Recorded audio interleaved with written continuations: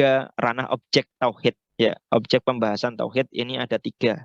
Jadi yang pertama adalah tentang Allah itu sendiri, Zatullah. Kemudian yang kedua tentang hamba. Hamba itu ya kita semuanya ini manusia sebagai hamba Allah. Kemudian tentang agama. Ya, tentang agama. Tentang agamanya. Ya, jadi terus kemudian Allah itu seperti apa? Allah ya yang dipelajari adalah tentang sifat-sifatnya. Sifat-sifat Allah itu bagaimana? Dan terus Allah punya Asmaul Husna, ada 99 nama. Kemudian mempelajari tentang keghaiban Allah. Ternyata kan Allah itu memiliki sifat-sifat, ya, memiliki sifat-sifat itu yang melekat, misalnya yang melekat kepada diri Allah. Apakah cukup segitu? Ya tidak, bisa bisa lebih banyak lagi. Kemudian Allah memiliki Asmaul Husna, jumlahnya 99 itu. Kita bisa manggil. Saya dulu pernah menulis buku namanya Doa Asmaul Husna. Saat kita berdoa, gunakan satu asma Allah itu untuk memanggil terus menerus. Kemudian kita berdoa sesuai dengan nama Allah itu. Ya, jadi kalau pendekatannya sama seperti model-model yang awal itu, kalau saya butuh ini, saya harus berdoa kepada berhala ini dan lain sebagainya. Sebenarnya tidak, itu tidak penting. Ya, jadi kalau ada Allah dengan banyaknya nama, kata-kata Allah kan jelas bahwasanya sudah panggil saya dengan kalimat atau dengan apa? Dengan nama-nama yang baik. Insya Allah akan saya ijabahi. Ud'uni astajib lakum. Nah, itu janji Allah. Malah salah kalau andai kata kita tidak berdoa. Yang terakhir adalah tentang kegaiban Allah. Allah itu memiliki sisi kegaiban. Sisi kegaiban Allah itu tidak bisa diotak-atik atau tidak bisa ditawar. Jadi Allah itu di tangan Allah atau di dalam kekuasaan Allah itu semua kunci kegaiban. Semua kunci kegaiban itu semuanya ada di tangan Allah. Di dalam kuasa Allah. Ya, jadi kalau ada perumpamaan itu kan, ada semut hitam di atas batu hitam di tengah kegelapan malam di bumi yang gelap gulita. Ya, kemudian di tatanan tata surya matahari, di tatanan galaksi Bima Sakti. Nah, itu bagaimana Allah melihat dan Allah mengetahui? Ya pasti Allah tahu. Jangankan itu, apa yang ada di dalam hati manusia pun kita akan tahu. Maka seyogyanya manusia akan berhati baik. Jadi apa yang dia pikirkan, apa yang ada di dalam hati, itu Allah tahu. Maka nanti insya Allah di ibadah itu ada dua bagian. Jadi apa yang kita lihat itu tidak sama sebenarnya apa yang ada di dalam isi hati. Jadi Allah itu lebih mementingkan apa yang tampak di dalam hati, bukan apa yang tampak di permukaan. Ya, bukan apa yang tampak di permukaan. Kalau kita melihat ada orang, malah kok ngasih seseorang itu cuma uang 1.000 rupiah. Saya lebih bisa ngasih uang 100.000. Lebih bagus saya. Kan sebenarnya tidak seperti itu. Bisa jadi 1.000 rupiahnya itu adalah 100% harta dia. Karena dia sedang hanya punya uang 1.000 itu tok. Dia tidak punya uang lain. Berarti dia sedang menyedekahkan 100% hartanya. Berbeda dengan yang 100.000 misalnya ngasih. Ya bisa jadi itu hanya 1%-nya atau 0,5%-nya. Nah ini kan berbeda. Ya, maka makom yang sedekah 1.000 itu lebih besar daripada yang sedekah 100.000. Nah, ini bagian dari hati. Jadi kita tidak bisa menilai seseorang itu dari apa yang zahir, tetapi Allah itu menilai dari sisi batiniah. Kemudian selanjutnya adalah tentang hamba. Hamba atau manusia itu. Manusia kalau di dalam Al-Quran itu ada 4, dibagi menjadi 4. Ada manusia yang mendapatkan petunjuk, ada manusia yang tidak mendapatkan petunjuk, ada manusia yang dicintai Allah, dan ada manusia yang tidak dicintai Allah. Siapa saja manusia-manusia yang dapat petunjuk dari Allah Subhanahu wa taala? Yang pertama adalah nabiyin, para nabi, shodiqin ini yang berkata benar. Maka lisan yang berkata benar itu luar biasa. Ya, mereka disejajarkan dengan para nabiyin, ya syuhada, sholihin, mukhlisin. Ya, 5 kategori orang ini adalah orang-orang yang mendapatkan petunjuk. Maka kalau nabi kita kan nggak mungkin sebagai manusia biasa kita nggak mungkin masuk derajat itu. Maka kita harus berusaha sekuat tenaga masuk dalam kategori 4. Ya, ini orang yang berkata benar, orang yang syuhada, ya syuhada. Jadi jiwa raganya semuanya dipasrahkan kepada Allah. Ya, kemudian solehin, kita beramal soleh. Kemudian mukhlisin. Mukhlisin ini adalah semuanya kita kembalikan kepada Allah. Kemudian kita mengharap hanya kepada Allah Subhanahu wa Ta'ala. Kemudian yang selanjutnya adalah yang tidak mendapatkan petunjuk. Siapa saja sih yang tidak mendapatkan petunjuk ini? Ya, ini orang fasik, orang zalim, orang kafir, orang musyrik, dan orang munafik. Nanti insya Allah akan kita bahas itu. Kemudian ada lagi yang dicintai Allah. Siapa saja? Ada muttaqin, mukminin, muhsinin, muqsitin, sabirin, mutawakkilin. Mutawakkilin orang bertawakal. Tawabin orang yang bertaubat. Mutatahirin orang yang menyucikan dirinya dan jiwanya, seperti orang yang biasa memakmurkan masjid. Innama ya'muru masajidallahi man amana billah, sampai habis itu. Ya, la masjidun ussisa ala taqwa min awwal yaumin ahaqqun an taquma fihi rijalu yuhibbuna ay yatatahharu. Wallahu yuhibbul mutatahhirin. Jadi orang-orang yang biasa memamur masjid terus ada di dalam masjid, inilah bagian dari orang yang mutatahhirin. Kemudian ada orang mujahidin. Mujahidin ini adalah orang yang senantiasa berjihad di jalan Allah. Ya, ini adalah golongan orang-orang yang dicintai Allah. Kemudian yang perlu kita perhatikan adalah yang ini. Jangan sampai kita masuk ke golongan yang tidak dicintai Allah. Nah, siapa saja? Yang pertama adalah mustakbirin, orang yang takabur. Farihin, ini adalah orang yang membanggakan diri. Kemudian mukhtalin fakhur. Mukhtalin fakhur ini artinya adalah sombong. Sombong lagi membanggakan diri. Wala tusair khaddaka linnasi wala tamshi fil ardi maraha innallaha la yuhibbu kulla mukhtalin fakhur. Ya, dia sombong kemudian juga membanggakan diri. Ini tidak akan ada cinta-cintanya Allah sama sekali. Kemudian musrifin. Musrifin ini adalah orang boros. Galibin, orang yang bohong. Kemudian dia berlebihan lagi dusta. Mufsidin, dia merusak. Kemudian ada lagi yang melampaui batas. Melampaui batas ini ya memang berperilaku di luar batas. Kalau di dalam Al-Quran, waqatilu fi sabilillahi alladhina yuqatilunakum wa la ta'tadu innallaha la yuhibbul mu'tadin. Jadi kan kalau dalam ranah perang itu kan boleh memang membunuh. Ya, jadi waqatilu atau berperang di jalan Allah, tetapi jangan berlampaui batas. Maka dalam Islam itu dalam ranah perang itu ada garis-garisnya. Jangan sampai dihabisin semuanya. Kan nggak boleh membunuh anak kecil, tidak boleh membunuh wanita, tidak boleh membunuh orang yang sudah berserah diri atau menyerah. Kan nggak boleh. Jadi jangan sampai melampaui batas di situ.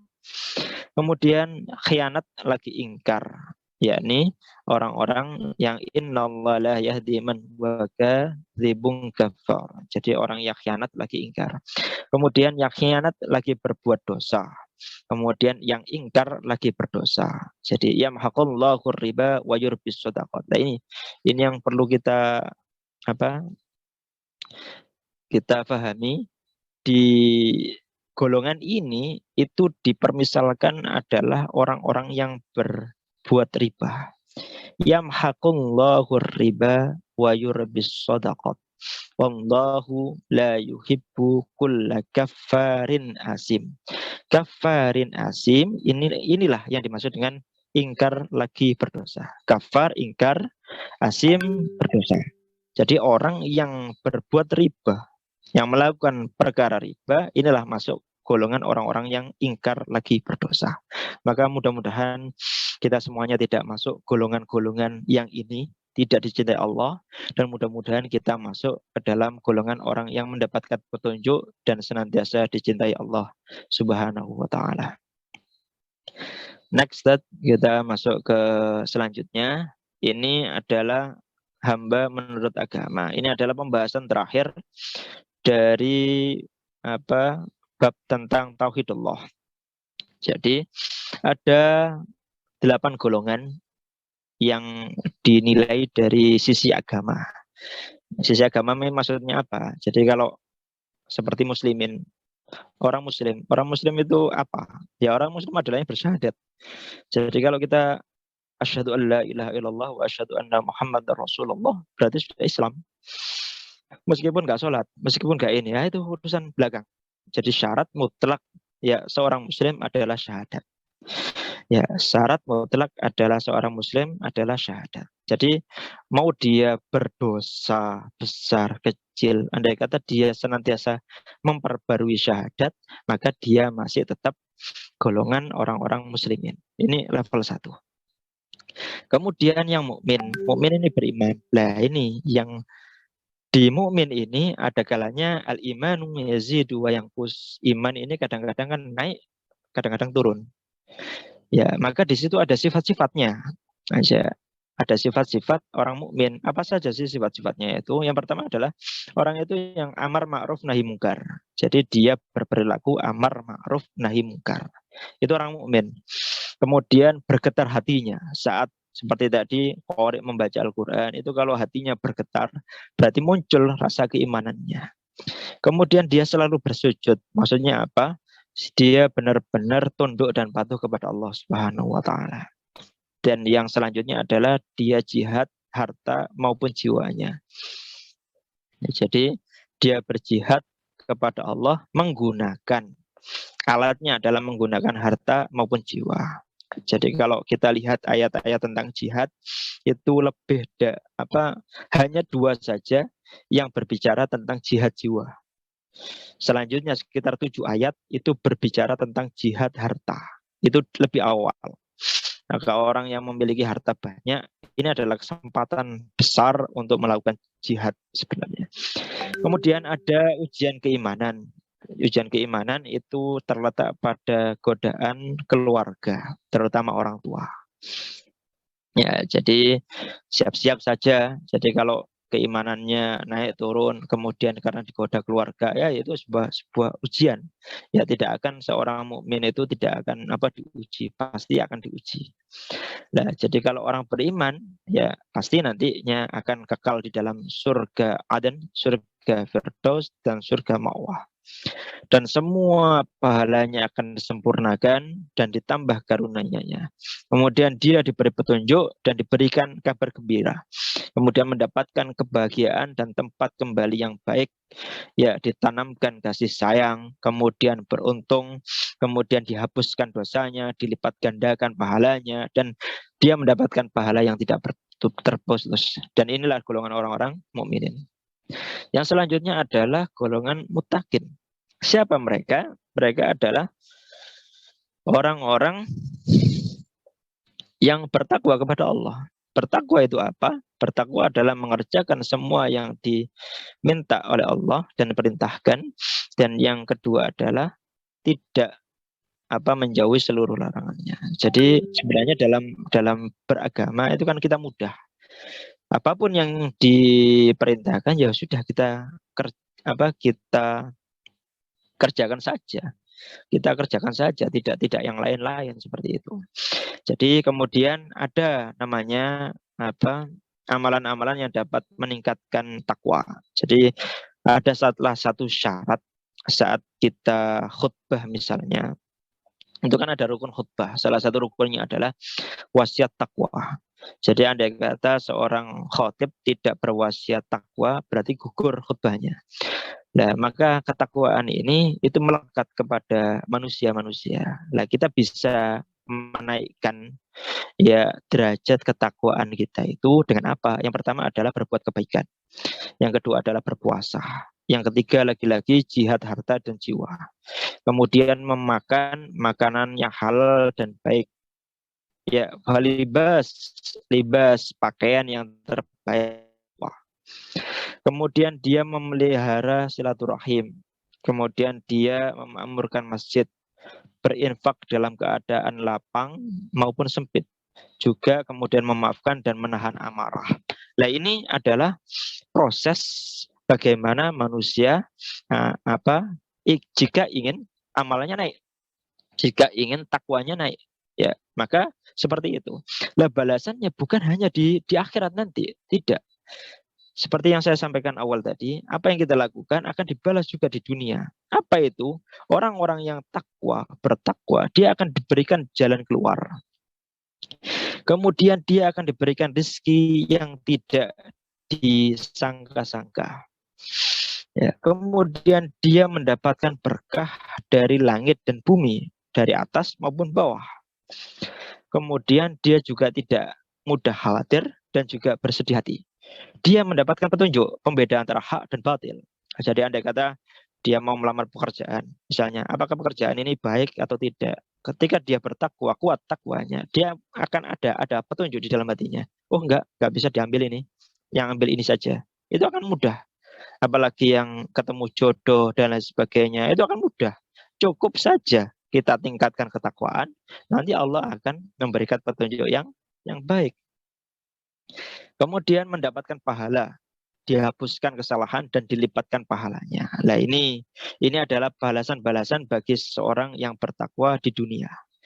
Ya, jadi orang yang bertakwa ini adalah model keislaman yang level 3 tadi, yang level paling atas. Ya, jadi ya kita tujuannya setiap apa yang kita inginkan, ya kita hendaknya beringin ya untuk masuk ke level takwa ini. Kemudian munafik. Siapa ini munafik? Munafik adalah orang-orang yang memiliki sifat tidak berpendirian tetap dan jelas. Kemudian dia tidak percaya. Kemudian perkataannya dusta. Sumpah dan janjinya tidak ditepati. Amal ibadahnya cenderung riak. Kemudian suka bergaul dengan yang memusuhi Islam. Selalu curiga. Terus berbuat kerusakan. Diajak berjihad itu nggak mau. Ya. Kemudian lebih takut kepada manusia. Kemudian dia tidak berhukum kepada hukumnya Allah. Ya, jadi hukumnya Allah itu tidak digunakan dalam kehidupannya. Ini termasuk orang munafik. Kemudian mencari keuntungan pribadi. Jadi apa yang dilakukan itu ada sesuatu, ya ada sesuatu yang dicari, yakni keuntungan pribadi. Nah, ini tidak yang termasuk sifat-sifat orang munafik. Nah, sebenarnya sifat-sifat ini, kenapa kok kita harus tahu sifat-sifat ini? Sebenarnya bukan untuk menstempel, menstigma seseorang. Adanya sifat ini diajarkan, kemudian diberikan tahu dan lain sebagainya itu untuk diri kita. Akankah kita masuk golongan itu? Jika tidak, jika iya, bagaimana cara keluar dari situ? Jika iya, alhamdulillahirabbil alamin. Terus bagaimana ketika kita melihat ciri-ciri itu ada pada orang lain? Nah, itu kan pandangan manusia. Ya, ketika kita menemukan ciri-ciri itu, sehendaknya kita tidak menstigma seseorang tentang itu. Cukuplah kita berjaga jarak dengan mereka. Ya, cukup berjaga jarak saja, tidak bergaul. Maka bagaimana menghadapi orang munafik? Ini kan ada strateginya. Ya, di dalam Al-Quran jelaskan bahwasanya jangan pernah duduk bersama mereka. Jadi kalau kita melihat ciri-ciri orang-orang munafik ada pada pribadi orang lain, ya nggak usah, kamu munafik, nggak usahlah duduk-duduk sama saya. Bukan, kita yang menjauh. Ya, itu kok kelihatannya orang itu nggak bisa dipegang janjinya. Ya sudahlah, saya nggak mau bergaul. Kita. Kemudian jangan mudah terpecah belah lah ini. Ya, kita akan mudah terpecah belah kalau kita ikut omongan. Kemudian jangan jadikan mereka pemimpin. Ya, ini yang penting. Jangan jadikan mereka pemimpin. Cukup kita yang tahu. Ini kok banyak janjinya gak ditepati dan lain sebagainya. Kalau ini ya sudahlah, saya nggak mau menjadikan dia pemimpin. Nah, ini nggak perlu juga. Ya, kemudian jangan hiraukan gangguan dari mereka dan bertawakal kepada Allah. Kemudian yang selanjutnya adalah balasan bagi orang munafik. Orang munafik ini akan mendapatkan apa? Yang pertama adalah fiddarkil asfali minan nar, dia ditempatkan di neraka paling bawah. Kemudian dia dimasukkan ke dalam neraka jahanam. Kemudian amalannya sia-sia di dunia dan akhirat. Binasa, dimurkai dan dikutuk Allah. Tertipu oleh omongan kosong. Jadi ada beberapa pendapat ulama, orang-orang munafik ini Islam atau tidak. Lah, sekali lagi, orang beragama Islam jika bersyahadat. Orang munafik apakah bersyahadat? Ya bersyahadat. Tetapi yang tahu isi hati kan Allah. Ya. Jadi ketika dia lisannya itu bersyahadat, tetapi syahadatnya di hati adalah suatu kepalsuan, maka dia akan masuk ke dalam neraka jahanam. Karena yang menentukan masuk neraka adalah Allah Subhanahu wa taala. Maka kita jangan pernah mengambil bagiannya Allah. Kamu munafik, kamu pasti masuk neraka. Itu bagiannya Allah. Kita bukan bagian kita. Bagian kita adalah bagaimana mengklasifikasi diri kita, kemudian menemukan ciri-ciri itu pada orang lain, kemudian kita menjauh. Cukup itu saja. Terus yang selanjutnya adalah fasikin. Fasikin adalah sifat orang yang berpaling dan menyembunyikan kebenaran. Kemudian dia juga memutuskan perjanjian Allah dan membuat kerusakan di muka bumi. Kemudian dia tidak berhukum kepada Allah juga. Kemudian dia menukar ayat dengan harga yang sedikit. Ini adalah orang-orang fasik. Terus bagaimana cara menghadapi orang-orang fasik? Yang pertama adalah meneliti kebenaran kabar dari mereka. In ja'akum fasikum binaba'in fatabayyanu. Ya, jadi kalau ada tanda-tanda kefasikan dari seseorang, ya sudah, apapun kabar dari dia, hendaklah kita tabayyun. Ya, ini untuk orang-orang fasik.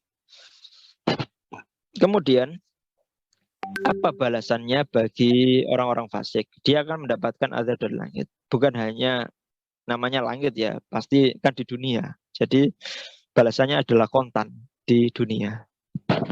Seorang munafik itu pasti fasik.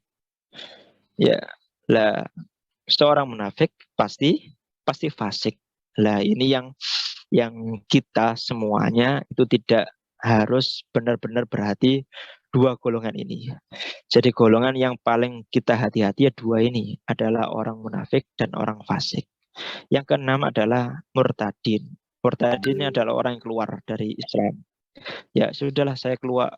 Misalnya ada orang berkata seperti itu, keluar menyatakan dirinya keluar dari Islam, maka dia otomatis tidak akan pernah mendapatkan petunjuk. Seluruh amalnya itu akan terputus.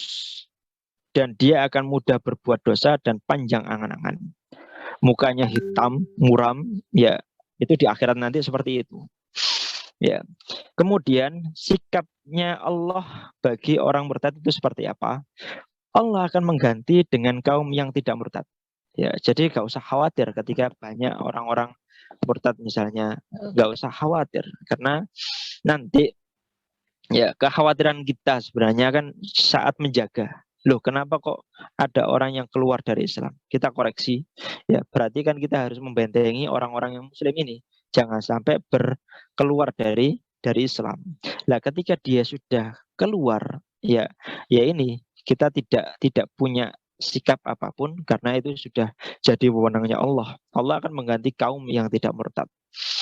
Ya, kemudian pesan bagi orang yang sudah keluar dari agama Islam adalah bertaubat sebelum ajal. Kemudian sebelum azab datang, maka hendaknya beriman kepada Allah. Maka dulu sahabat Abu Bakar As-Siddiq itu memerangi orang-orang murtad. Kenapa kok diperangi? Sepertinya kan bukan untuk memusnahkan, tetapi berlaku tegas, berlaku sikap yang tegas ya bahwasanya murtad ya itu benar-benar keluar, bukan dari bagian dari Islam. Ya, kamu mau tobat atau tidak? Kamu mau masuk Islam lagi atau tidak? Ya, jadi kalau sudah keluar, ya keluarlah benar-benar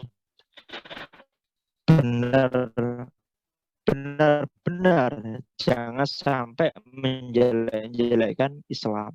Yaitu yang pesan yang akan yang disampaikan oleh Abu Bakar As-Siddiq. Kemudian yang nomor orang yang tidak berislam.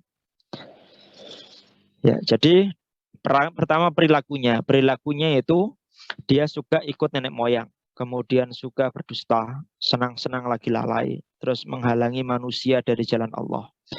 Ketika dia diberi peringatan, dia sudah hati, telinga, kemudian matanya tertutup semua. Terus bagaimana sih amalan orang kafir itu? Ya kan biasanya orang tanya, loh ini loh bukan bukan muslim, tetapi baiknya luar biasa. Terus bagaimana amalan mereka? Lah amalan dan hartanya di sisi Allah itu tidak terima. Ya dan tidak bisa menebus kekafirannya. Ya sudahlah biarkan dia kafir tetapi dia akan bayar berapapun supaya bisa menebus kekafirannya. Tidak bisa. Yang jadikan apa yang bisa menebus kekafiran hanya satu kalimat, yakni asyhadu an la ilaha illallah wa asyhadu anna muhammadar rasulullah. Nah, ini yang bisa menebus kekafiran. Kemudian dia bagaikan seburuk-buruknya makhluk karena dia tidak bisa menerima suatu kebenaran. Kemudian dosanya tidak diampuni Allah, kemudian dia memiliki azab dan siksa. Ya, apa saja siksaannya? Mukanya hitam, muram, kemudian kekal di dalam neraka. Memiliki azab baik di dunia maupun di akhirat. Kemudian hatinya sesat dan sering berbuat buruk, putus asa dari rahmat Allah. Kemudian dia memiliki sikap. Sikapnya apa? Salah satunya adalah tidak ada toleransi. Jadi orang-orang kafir cenderung tidak memiliki toleransi. Tetapi orang muslim saat menghadapi orang kafir hendaknya berperilaku toleran. Jadi mengedepankan dakwah bil hikmah, mengedepankan keceriaan, mengedepankan kebaikan. Jadi orang memandang kita itu, oh saya tak masuk Islam aja. Kenapa? Islam kok baik, Islam kok murah, Islam kok bersih, Islam kok canggih, Islam kok ini, seperti itu. Jadi mereka masuk ke Islam bukan karena iming-iming dan lain sebagainya, tetapi karena kekuatan hatinya. Yang terakhir adalah musyrik. Orang musyrik ini adalah orang yang menyekutukan Allah. Jadi ada dua, ada kafir, ada musyrik. Kafir ini cukup gak percaya. Contohnya orang ateis. Ateis kan tidak percaya pada Tuhan. Jadi masuk golongannya kafir. Tetapi ada beberapa golongan orang punya sesembahan lain. Ya, jadi bukan hanya tidak percaya Allah, tetapi punya sesembahan lain. Nah, punya sesembahan lain lah, inilah yang termasuk golongan orang musyrik. Ya, lah ini yang dimaksud dengan musyrikin Mekah dan lain sebagainya, itu adalah golongan orang-orang musyrik. Jadi dulu mereka bertuhan kepada Lata, Uzza, Mena. Kemudian dia juga kuat sekutu merasa sekutunya kuat. Saya punya Tuhan banyak, berarti saya luar biasa dan saya hebat ya karena punya Tuhan banyak. Nah, nyatanya kan dia waktu dihancurkan dia kan tidak bisa menolong dirinya sendiri. Ataupun misalnya dibakar, dia tidak bisa menolong dirinya sendiri. Nah, inilah kelemahan-kelemahan dari sekutunya Allah atau Tuhan-Tuhan orang musyrik. Nah, ini adalah pembahasan dari yang pertama tentang tauhidullah. Nah, kita masih punya 8 lagi Ustaz ya. Sudah berapa Ustaz? Ini waktu sudah menunjukkan jam 9. Sembilan. Jam 9 ini.